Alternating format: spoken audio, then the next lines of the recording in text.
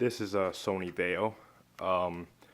The power jack right here got ripped off and it is now down here.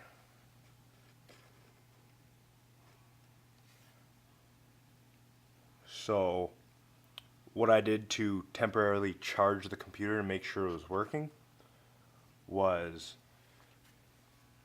cut the cords to the power jack,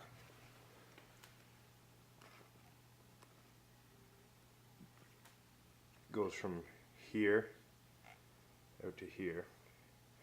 I stripped the two wires, connected them with alligator clip cords or whatever you want to call them, then connected it to the terminals on the jack,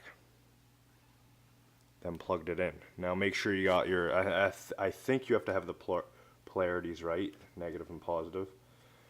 So make sure you remember what cord up here came from where and to connect them correctly. And yeah, here's the charging light. And now I can turn it on, I'll show you that.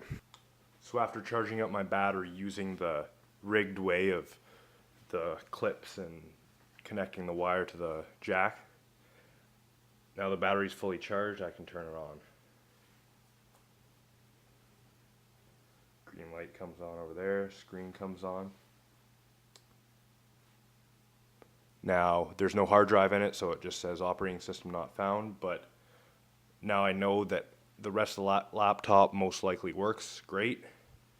Just need to put a hard drive in and install an operating system.